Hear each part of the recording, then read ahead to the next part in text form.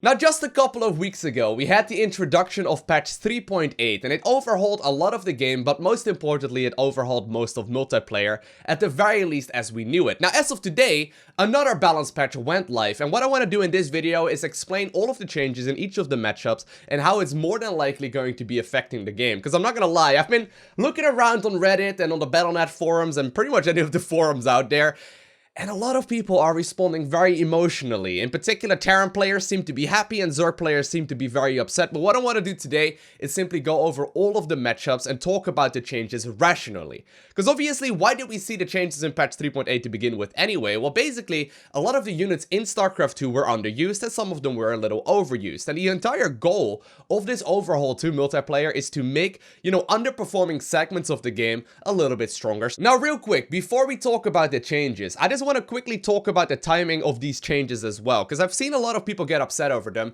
saying that they are patching too quickly, and I honestly would agree with you in almost every scenario if this were a different time of the year. So obviously, the WCS 2016 championships have ended. We have crowned our world champion, we all know who the best players are, and the season of 2017 will be starting up in January. As we are right now in StarCraft 2, we've got a couple of weeks where sure, there's like little tournaments going on, and sure, there will be bigger tournaments going on as well, but no one is really collecting the WCS points. So I'm assuming here that the reason why these patches are going out this quickly is to make sure that at the very least, once competitive play starts up again, we will have something that at the very least is remotely balanced. Alright, so let's talk about the changes to Terran, and really only one unit got changed here, and that is going to be the Cyclone. The anti-ground weapon range increased from 4 to 6, the anti-ground weapon minimum scan range updated to 6.5, and the mag field launches upgrade has been removed. In the past, the mag field launches upgrade would upgrade the range of a Cyclone from 4 to 6. That's literally all it did, and it would be something that would come into play in particular in the middle stages of the game. And I think the idea behind the mag field launches upgrade is to sort of give Cyclones a stepping stone to get to a more viable mid-game army. Because in the earlier stages of the game, you don't want them to have, too much strength either. And in the later stages of the game, they can be a little bit more powerful because the opposing player has also had some time to build up their defenses and, the counters to the unit itself. Now, right now, with the new Cyclone, I suppose is what we can call it, it's going to be starting off with 6 range instead, as well as having the anti-ground weapon minimum scan range that has been updated to 6.5. It's gonna have more range from the beginning, and how does this affect all of the matchups? Now, I've always sort of viewed the Cyclone as a unit that is sort of like a stepping stone for Terran to get up to like the big beefy mech units, such as for example the Siege Tank, such as for example the Thor.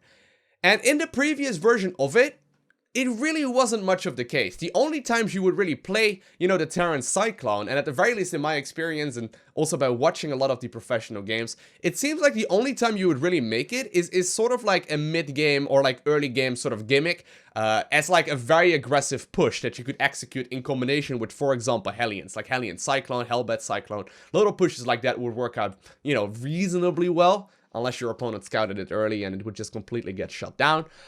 And in most instances, it seemed like you were better off maybe making it a few Cyclones, but it wasn't really the unit that was serving as that stepping stone, and it most definitely wasn't really the unit that you wanted to have a ton of, at the very least in the Terran versus Zerg matchup. And in Terran versus Zerg, this is going to be significantly more powerful, as the Cyclone will be able to be much more stronger, in particular when you're trying to transition from that Hellion Cyclone army towards an army that is based around Siege Tanks and Thors. Honestly though, I don't think as far as the early game pressure that this will change out too much. It will technically make the early game aggression and the early game all-ins from Terran a little bit more powerful, but I think Zerg players will be able to deal with that just fine. Now, where the changes really do come into play, however, and where I feel like it's going to be much more important, because I feel like, in particular in Terran vs. Zerg, this will make mech significantly more viable, which is a good thing. Like, right now, most players are still just playing Terran Bio, with maybe, Siege Tank support or whatever, but no one's really going full-out mech, and I think Cyclone, like it is right now, will definitely give that stepping stone to make mech a viable option in Terran vs. Zerg. But I feel like it will most definitely affect, in particular, Protoss versus Terran as well. Because Stalkers in particular already, die very, very quickly to Cyclones as it is. And Stalkers are just obviously very, very powerful if microed correctly, and you can still micro against Cyclones with 6 range as well. But I'm a little worried for how this will affect the Protoss versus Terran matchup, as in many instances, I can imagine that in particular one-base aggression will become significantly more powerful. The new Cyclone is way better against buildings, pylons get sniped with relative ease, and I wonder if this is not a little bit too strong. In particular because you can actually afford to make 4 Cyclones at a time, out of 2 factories with a reactor in the earlier stages of the game. If you time it correctly off of 2 bases, you can actually crank out a lot of them. And before this patch, you could just simply, you know, make sure that you get the photon overcharges, and you would be able to, at the very least, like, ward them away for quite a long time. But right now, they're actually going to be able to shoot at a range and really neglect a whole lot of the damage. And I'm a little worried that that push is just a little bit too strong. Obviously, this may mean that Protoss players will just have to adjust accordingly, but it most definitely seems very, very powerful. As far as Terran versus Terran goes, Terran versus Terran is one of the matchups where I've seen very little macro in general. It seems like pretty much everyone in Terran versus Terran is currently cheesing. There's a little bit of macro play every now and then, but at the very least, the significant amount of games that I've watched, as well as the amount of games that I've played, it always seems that people are proxying, you know, either like 3 Rex Reaper, or they're proxying, you know, all 3 of their tech buildings, and I'm assuming that this is just going to make those kind of plays even more powerful. Now, technically, you could make the argument that a siege tank would just counter all of that early game aggression, but the siege tanks seem to come out a little bit too late as it is already. Like, at the very least in Terran versus Terran, right? And it may just make the Cyclone a little bit more, like, a little bit too powerful in Terran versus Terran as well. It's hard to say exactly where it will switch up, and obviously, as far as balance goes, like Terran versus Terran is going to be 100% Terran wins anyway, so it's not too relevant there. But I do wonder how it's going to affect that. So I think it's great for Terran versus Zerg. I don't think it's that amazing for Protoss versus Terran, as well as Terran versus Terran. I'm a little bit worried for these last two, but maybe I'm overthinking it, and it's not that big of a deal. So next up, we got the Hydralisk. Now, it seems like most of the internet agrees upon the fact that Hydralisk were too powerful. And obviously, I may be a little bit biased because I do enjoy playing the Zerg pieces a lot. And I have played Zerg for a very long time. But I didn't think they were too strong to begin with. Basically what they had in comparison to the past is more movement speed on creep, but more importantly, 1 additional range to what they had in the past. Now what that would in particular help out against is, for example, Terran medevac drops, or for example, War Prism aggression in the earlier stages of the game from Protoss. And they just had a much easier time picking off those kind of dropships and really defending against that. Other than that, in most scenarios, it would just allow the Hydralisk to be kiting other units a little bit easier, in particular off creep, so you could stutter step and try and move backwards. Now what they've done is as follows. Evolve the Groove Spines upgrade, which is the one that gives +2 range, has been removed, and the +1 range, so instead of like giving +2 range, they now get +1 range, that is added back to the Muscular Augments upgrade. So in comparison to pre-patch 3.8, they simply now have more movement speed on creep as well, than before they had in the past. Now, the Hydralisk range upgrade most definitely was significant, and it may have been a little bit too powerful, but in the initial changes, what was announced is that they wanted to really badly make the Hydralisk a core unit, and with that, I mean, all it really gained is a little bit more movement speed on creep, which, as long as you position your army properly, isn't really going to affect that to begin with, right? Now, David Kim did come out, the lead game designer, or at the very least like the lead balance designer of StarCraft 2, did come out and say that they're just reverting this change for now, and they're looking in particular, they're looking into potentially making the Hydralisk a little bit beefier, so giving it some more HP, or making it slightly cheaper instead. And I feel like that would at the very least make it a more viable option, because as it is right now, I don't know. I'm personally, maybe I'm biased in that regard, right? But I'm personally a little bit disappointed that we are once again back at the old range, and, you know, pretty much all of the excitement of what was cool about the Hydralisk and what made it so very good in the matchups is sort of gone. I felt like it had a much better place in, for example, Zerg vs. Zerg, because you could actually play Hydra Roach very easily, and the Hydra would have a very easy time shooting over the Roaches, and it really had found a really solid place, at the very least in my mid-game of Zerg vs. Zerg.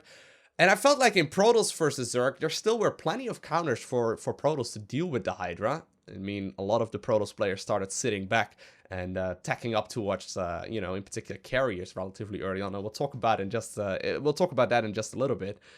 But the thing is that I feel like it's probably just gonna go back to where it was in the past, where it's not a unit you will make all too often unless it's a very specific scenario, because the Ravager is just superior in many instances, and it's, you know, actually easier and cheaper to get in the earlier stages of the game. So I'm not entirely sure if these Hydra changes are all too exciting. I am personally a little bit disappointed by them, but if both Terran and Protoss players agreed that it was overpowered, I guess so be it. As far as, by the way, Zerg vs Terran goes, real quick, I tried playing Hydralisk Bane for quite a little bit of time, and it seems like in pretty much every instance that you go Hydralisk Bane, you may as well just go Mutaling Bane. And with these nerfs right here to the Hydra, you are definitely want to once again definitely want to go Mutaling Bane again, because Hydralisk Bane is just not going to cut it. In particular against the siege tanks, it's just not going to work. Without the range, they're just going to stand in range of, you know, all this splash damage a little bit too soon. So Hydralisk Bane in Zerg vs Terran, at the very least for right now, is no more. Next up, we got the Viper Blinding Cloud, and this is a nerf that I do agree with. Basically, the duration of Blinding Cloud has been reduced from 10 seconds to 6 seconds.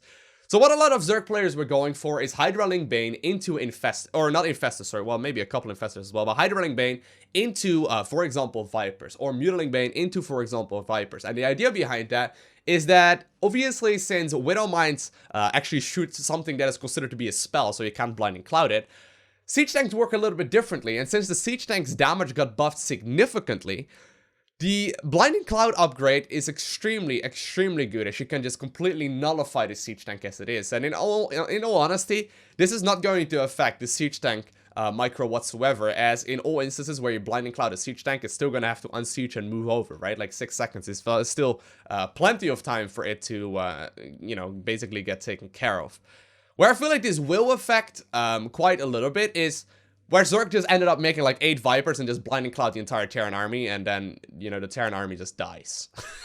You know, and it's like for example, Siege Tank, you know, basically any kind of mech composition in the game, like for example, Cyclone, Siege Tank, Thor, or whatever, it would just completely die to mass Blinding Cloud play, and right now it's just gonna last a little bit shorter, which is gonna be just fine against mech, because in particular, you know, siege tanks are still gonna hurt quite a little bit, because they still have to unsiege before they can really do any additional damage from there. But also in, for example, siege tank bio compositions, you would see this unit quite a little bit. Obviously, the Viper did not really get affected all too much in Zerg vs Zerg, neither did it get affected too much in Zerg vs Protoss, because in both of those matchups, the unit is extremely uncommon anyway. The only times you do see the Viper in ZVP is when that, like, the Protoss player is going for heavy Colossus play, and I mean, that may be the instance a little bit more often nowadays, but in those moments you can still go Corruptor and be totally fine. So I feel like this is mostly a change to Terran versus Zerg, where it will affect in particular siege tank Blinding Clouds, and I think that's okay. I think that's okay. I don't think that's too big of a deal, and I can totally see why Terran players did not enjoy getting all of their siege tanks Blinding Clouded. But, you know, this will not really affect the micro in the sense that Terran players will still have to spread out all of their siege tanks if they want to nullify, yeah, no, at the very least, the vast majority of the damage that the Blinding Clouds can do. Next up, we got the changes to Protoss. First and foremost, we got the general changes update to the subgroup priorities for the Tempest, Immortal, and Dark Templar. Not that big of a deal, but here's one that is a little bit more interesting and one that we can talk about for a little while, and that is going to be the Immortal Barrier change. It is now a passive ability, and its cooldown is reduced from 43 to 32 seconds instead. In the past, you could basically put the Barrier ability, which is the one that prevents the Immortal from taking a whole lot of damage, on autocast. So it would come out of the robotics facility, and it would be on autocast by default. But if you wanted to, you could take it off of autocast, and you could simply start raining damage to the opponent's units and activate it whenever you wanted to. Because sometimes it would trigger from just a single, like, Marine, for example, shooting away at it when the Terran army was trying to back off. And in that instance, you don't really want to be activating a spell that has quite a long cooldown. The interesting part, though, is that even at the professional level, right, unless it's an early game scenario where you actually have time and the micro to control the barrier ability, in almost every instance, Protoss players would just put it in autocast anyway and just let it be right there. So I guess this is a minor buff to the Immortal, in the sense that You can now use the ability more often. I mean, 43 to 32 seconds is gonna come into play maybe once or so more during an engagement. So Immortal Centuriolins, for example, versus Zerg can become a little bit more powerful, or like Immortal Zealotolins versus Terran, which actually is surprisingly common nowadays. Those kind of builds are all of a sudden, you know, a little bit more powerful, because the Immortal will just stay alive for a little while longer. But I feel like this is like removing an option, right? And in all honesty, I am not a big fan of like removing options in general. Of course, I understand where this is all coming from. I mean, I personally just leave it on autocast as it is, because the thing obviously is that Protoss has got a lot of spellcasters already. So, you know, reducing the amount of spellcasters in the game, I can understand in a way, but I feel like at that point, you may as well just rebuild the Immortal as it is and just make it beefier as like a default unit. Because making it a passive ability that will trigger every 32 seconds, that is on autocast, seems a little bit, I don't know, it seems a little bit redundant in a way, you know? Like, it's just autocast right now as well, so we just all cross our fingers and hope it's gonna activate again, right? Like, it's not a very fun or useful ability right now, whereas I don't know. It's one of those things that it's not very important, but it's an interesting development as far as the rest of like the balancing of Protoss goes. Because if the goal is to reduce spells and reduce the amount of casters that Protoss has to use, you may as well just remove abilities and make them build into the unit, rather than just give them ability that is set to autocast, if that makes any sense, right? So for example, like the Hardened Shield, like we had it in the past, was not even that bad of an idea, I suppose. So I feel like taking away options in general is not the best way to go. I always feel like that is in most instances not that great, and it's just gonna upset people. But considering it's technically on paper a buff, I guess it's not that big of a deal, and you won't really see it come into play. It's just interesting to see where it will go from here, if the goal is indeed to remove more spells on the Protoss end. Next up, we got the changes to the Tempest. Removed the Disruption Blast ability, which is an ability that I've seen exactly 0 times during the new patch. The anti-ground weapon range has increased from 8 to 10, so not quite at the range that it was at previously. And the anti-ground weapon damage has also been increased from 35 to 40. And in the past, I believe this used to be 30 damage to anti-ground weapon damage instead. So the Tempest basically got its, you know, good old ability that used to stun enemies for a little while, and then it used to, like, deal damage over time as well. That ability is now all gone, and it's much more similar to the version that we had in the past, except that it now has less range to anti-ground, so it will need to close in a little bit further, which will in particular come into play when you're facing against Thors, for example. Thors will now be much better against the Tempest than they were.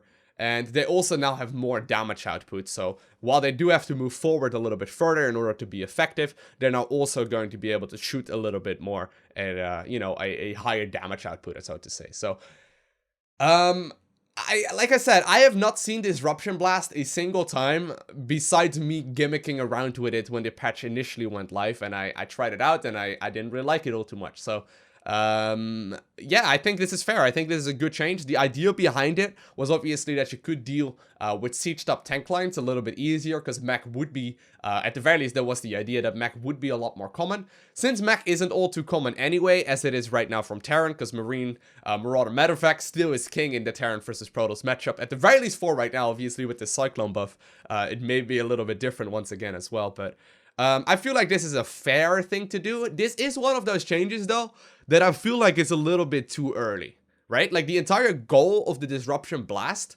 was to give Protoss an ability that would deal with mech. But since mech wasn't really a thing anyway, it was never getting used, right? It was never something that we could see used to begin with. Now, I think reverting this change already seems a little bit preemptive. I think we probably could have waited with this for a little bit longer. Not that big of a deal. It won't affect all too much, but once again, it's an option that's being removed that I am not too big of a fan of, but I can see where they're coming from, so to say. Now, there's one more unit that I want to talk about that is not on this list. We can talk about balance all we want, right? And I'm trying to be as objective as possible and try and always step back and see the bigger picture, right? To learn how the other races work and to figure out why certain additions are added to the game and while certain patches change the existing units as we know it. And the one unit that I have personally not been enjoying very much, that also did get buffed in patch 3.8, and with me seems to be the vast majority of not Protoss players, is going to be the carrier. Now, I've played a handful of games where I have barely any idea of what is going on, and I just make carriers, and I end up making a lot of them, and then I win the game. It seems like the best counter to the carrier play, and obviously the carrier got changed up in the sense that now the interceptors are significantly cheaper, and the control of the unit is a little bit easier as well because of it.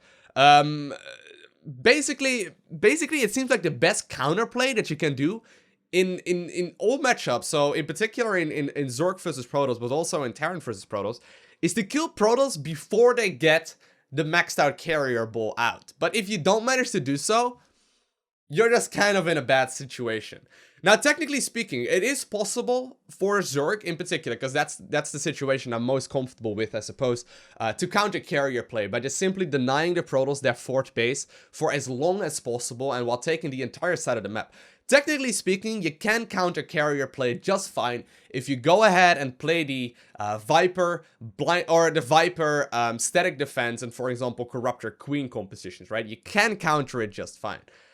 The one issue that I have with it is that it seems like it's lacking counterplay. It seems like it's lacking options in that regard. Because once the Protoss player, right, gets that third base out and they can start pumping the carriers, either you hit a Hydralisk timing to kill it all together, which was an option in the past. I don't think it will be that great of an option anymore, because in you know, most instances the Hydras is just too big of an investment to upgrade and too big of an investment to get in the first place, so you may as well just go Corruptor Queen right from the get-go. And since the Hydra got nerfed, right, I feel like the amount of options that you can play against carriers is just a little bit too limiting. I feel like there's just not a great deal of options that you have. The unit is fast enough to deal against Mutas just fine, and I feel in most instances, if you truly want to counter the maxed out Protoss airball, you need to make sure that you have a ton of static defense and just abduct all the units into it, try and get some fungal growths, try and hit some corrosive biles and parasitic bombs and all that stuff. And in most instances, it just seems like it's up to the Protoss to decide what's going on at that point in the game, right? If you miss the Hydra timing, you're just in a really rough position. And I feel like maybe there is a couple more things that Protoss or that Terran and Zerg can do to try and come back from that. But I'm not entirely sure what it could be. You know what I mean? Like, I've been looking at a lot of different pro games. I've been looking at a lot of different live streams, and it seems like, in particular, the Zerg players all seem to just try their very hardest to kill Protoss before they max out. Because if Protoss maxes out on carriers, the only option you have is to turtle really heavily, get the entire side of the map, and try and prevent the Protoss from taking their expansions, and then eventually, like, one by one, try and pick off their units. And it doesn't seem like a very fun concept to me. It doesn't feel very Zergy in that way. The same really goes for Terran versus Protoss, where if there's enough carriers out, pretty much all of the Terran units get absolutely demolished. In particular, once you add on a couple of other Protoss air units as well, and I don't know. I have a hard time playing against them. So maybe it's just me. Maybe it is something that will be figured out over time. But I would have really liked to see at least the site, or the carrier rather, being addressed in these patch notes as well, because I feel like that's something that is relatively common in StarCraft 2, and not something that there's really a very great option for right now. But anyway, let me know what your thoughts are down below in the comment section of this video. I would love to hear it. If we can all keep it like a little bit organized and not respond to all of these changes extremely emotionally, because I know some people will be getting really upset at these changes, and other people are thinking it's not that big of a deal, and they may even be happy about it. In particular, if you're a Terran player, you may be happy about it, but if you could all just be rational and not really, you know, start cussing each other out, that would be awesome. I think that is the healthiest way of discussing balance. If we can all try and, you know, just make sure that we're thinking straight without being all emotional and upset. Usually the most helpful conversations come out of that. But for now, I want to thank you very much so for watching. Have an amazing day. Do not forget to smile, alright? And I will see you in the next one.